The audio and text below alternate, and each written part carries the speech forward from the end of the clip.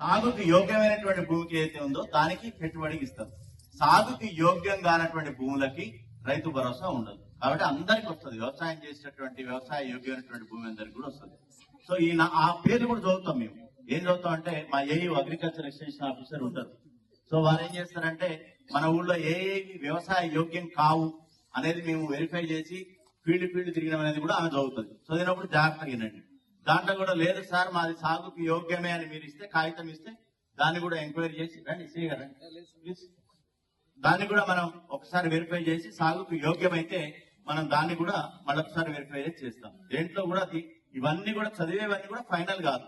మళ్ళీ మీరేదైతే ఉంటుందో మీ claims and objections అభ్యంతరాలు కొత్తగా చేరాలంటే మీరు పేరు చేరాలంటే అప్లికేషన్ ఇచ్చుకోవచ్చు.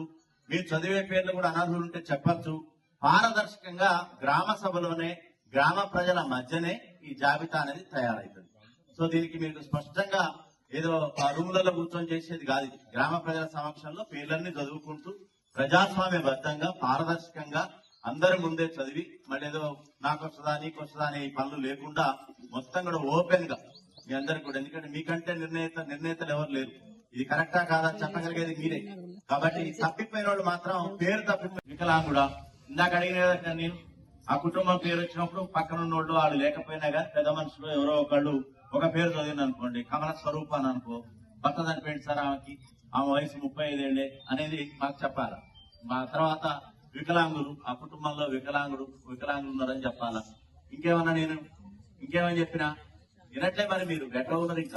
ఇంకేం చెప్పినా నేను ఇందిరామిల్లికి భూమి లేనోడు కరెక్ట్, అది కైకిలికి పోయేటోడు.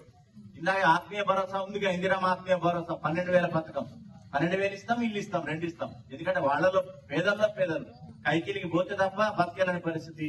అదేవిధంగా ఇటు ఇల్లు కూడా లేదు పరిస్థితి. కాబట్టి వాళ్ళకి ఆ ఇంట్లో కూడా ఇంటి ఇవ్వడానికి కూడా ప్రాధాన్యత వస్తుంది. మరి మిగతా వాళ్ళకి రద్దీ పడాల్సిన అవసరం లేదు. సో ఇవన్నీ మన ఊర్లో అయిపోయిన తర్వాత మిగతా ఎన్ని ఉన్నాయో ఈ ఫస్ట్ ఫేజ్ లోనే వస్తాయి. మిగతా కూడా ఈ లిస్ట్ ఇట్లనే ఉంటది. మీకు ఇల్లు వచ్చేదాకా ఈ లిస్ట్ ఇట్లనే ఉంటది. అంటే ఫేజ్ వైజ్ గా వస్తూనే ఉంటది తప్పితే వెయిటింగ్ లిస్ట్ అంటారు కదా, ఆ విధంగా వస్తూనే ఉంటుంది. దానికి పైరవి చేయక్కర్లే, మధ్య దళారీలు అవసరం లేదు, పైరవి కార్లు అవసరం లేదు, ఏం అవసరం లేదు, ఏం రద్దే లేదు. అర్థమైంది కదా.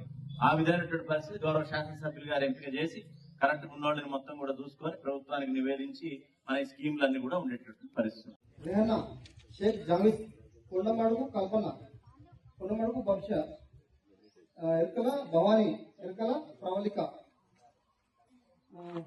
రెహనా మొహమ్మద్ రెహనా, షేక్ నిర్మల, నీమ, ఎడ్ల అండమ్మ, ఎడ్ల ప్రణేత, ఎరకల భవానీ, ఎరకల కార్తిక్, ఎరకల భవానీ, ఎరకల అంజనేయుడు, వద్ది అరుణ, వద్ది కొండ వెంకమ్మ, ఎడ్ల అండమ్మ, ఎడ్ల లావణ్య, మహేశ్వరి, మాకోలు తేజస్వి, గడ్డం సంధ్య, గడ్డం కరుణ్య, గడ్డం సంధ్య, మోస్త, కుకుట్ల రజిత, కుకుట్ల ఆరాధ్య, జక్కుల కవిత, మాకోలు సరద, శారద, బన్నీ, మెరుగు మహేశ్వరి, మంజు